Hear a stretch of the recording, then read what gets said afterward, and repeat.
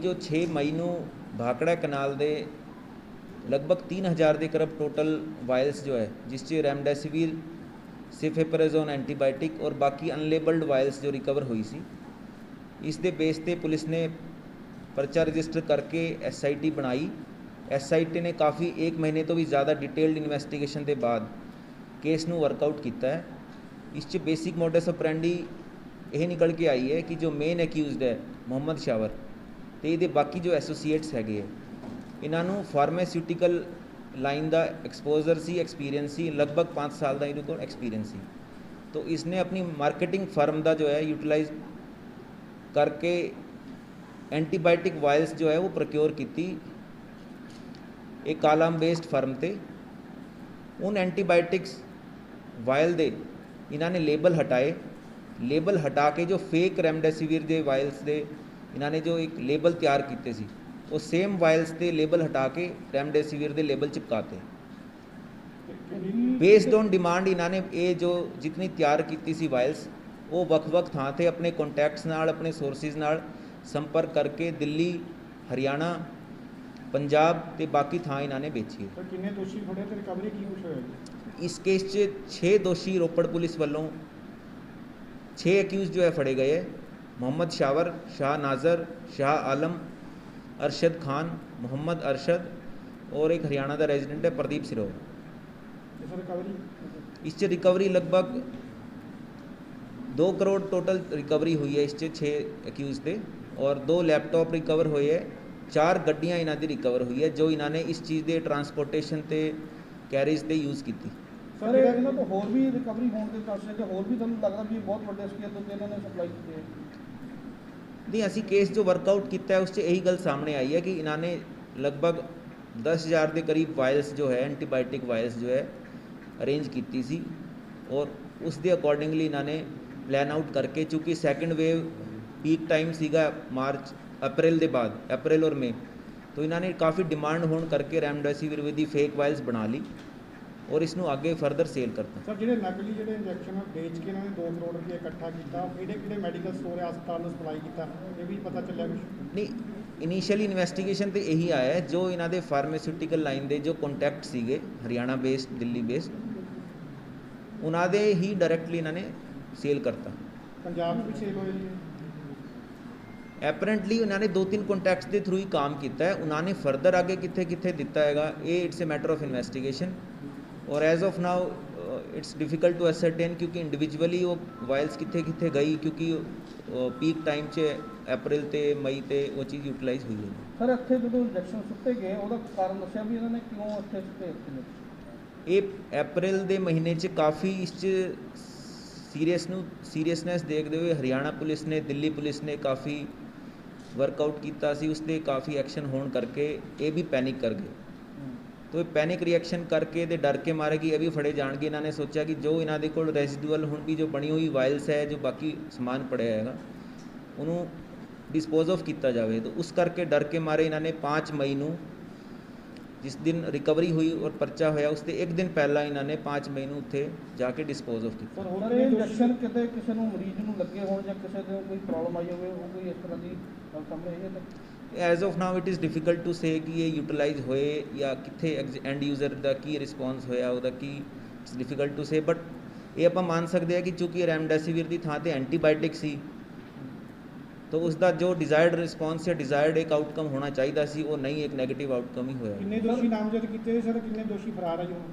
ये उस हुण तक 6 दोषी फड़े गए हैं तो बाकी जो नॉमिनेट 2 दोषी हुण एज ऑफ नाउ इन्हां दी इन्वेस्टिगेशन के बाद हुए है तो बाकी भी फर्दर इन्वेस्टिगेशन असी फॉरवर्ड बैकवर्ड लिंकेजेस की कर रहे हैं कि और भी कोई गल सामने आऊगी तो इसमें वर्कआउट किया जाएगा। दोषी कौन है जी ते की इन्हां दी हिस्ट्री की है? मेन जो दोषी हैगे है मोहम्मद शावर, तो ये एसोसीएट क्लोज एसोसीएट हैगे शाह आलम, शाह नाजर, मोहम्मद अरशद, अरशद खान। ये 5 जणियां ने काफ़ी इस इंडिविजुअली काम किया हैगा कि एक ने प्रोक्योर की, कोई लेबल्स की, कोई पैकेजिंग मटीरियल किया, कोई होर किया, किसी ने गड्डी प्रोवाइड की, फिर किसी तीसरे दी रेजिडेंस वाली थां ते इन्होंने तैयार की वायल्स और फर्दर इन्होंने बेचता। एक और गल सामने आई है कि ये ਬਰੋਡ ਡੇ ਲਾਈਟ ਦੀ ਬਜਾਏ ਲੇਟ ਨਾਈਟ ਜਾਂ ਬੜੇ ਅਰਲੀ ਮਾਰਨਿੰਗ 'ਤੇ ਓਪਰੇਟ ਕਰਦੇ ਸੀ ਔਰ ਆਪਣੇ ਕੰਟੈਕਟਸ ਨੂੰ ਜਿੱਥੇ ਸੇਲ ਕਰਨਾ ਹੁੰਦਾ ਸੀ ਗੱਡੀ 'ਤੇ ਜਾਂਦੇ ਸੀ, end to end vehicle to vehicle ਇਹ ਟਰਾਂਸਫਰ ਕਰ ਦਿੰਦੇ ਸੀ।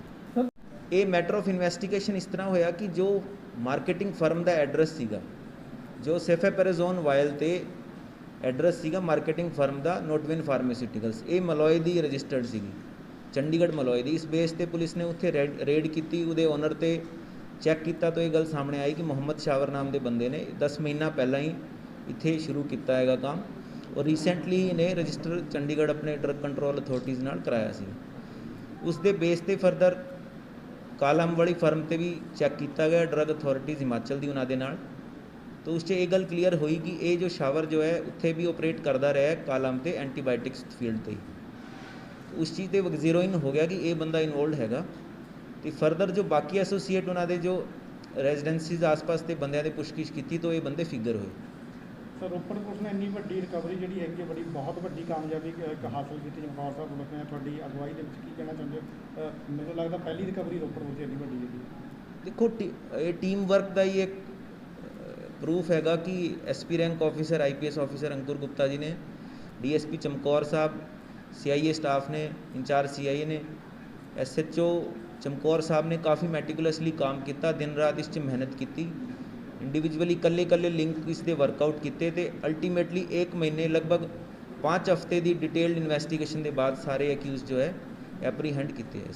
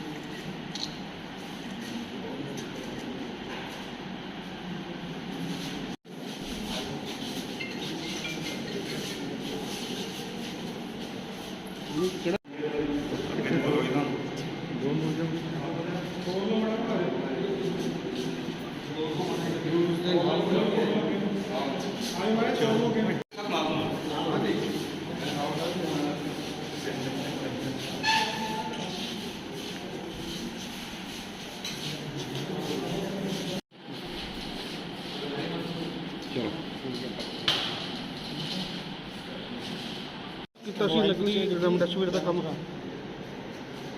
क्यों किया था ये काम?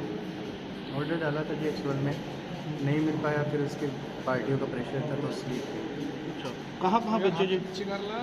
पानीपत, रेवाड़ी और पंचकुला अमरावती। कितने कितने इंजेक्शन बेचे थे?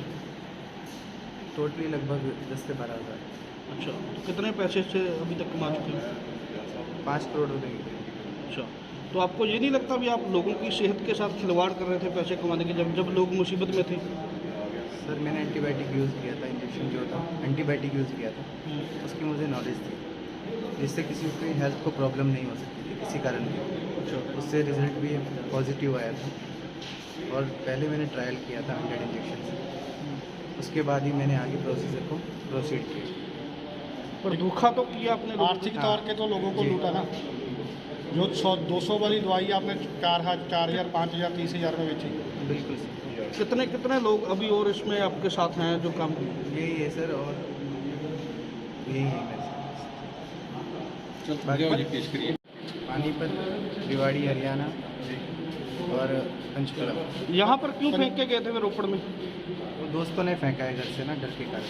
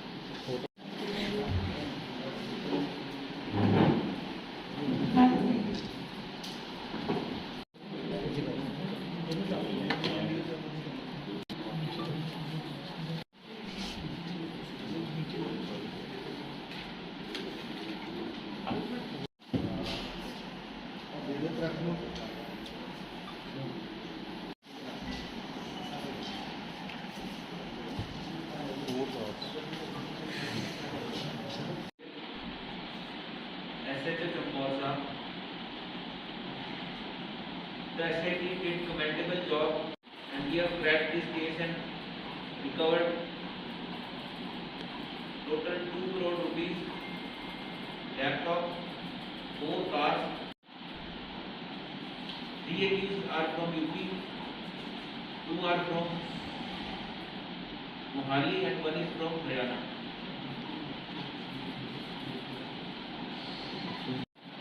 Racket was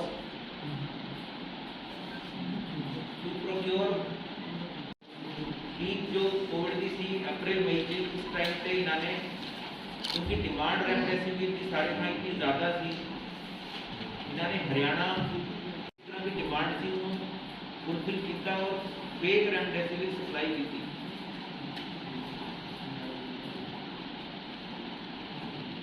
एंटीबायोटिक वायरली प्रोक्योर करता सी डिफरेंट जो कंपनी इसका area of operation as a work prominently थी का कालाम हिमाचल। उसके पुलिस ने काफी पिछले 3 सिटी क्यों थी इसके मतलब कारण रीजन आया कुछ क्यों है भाखड़ा कैनाल से काफी पता जगह पे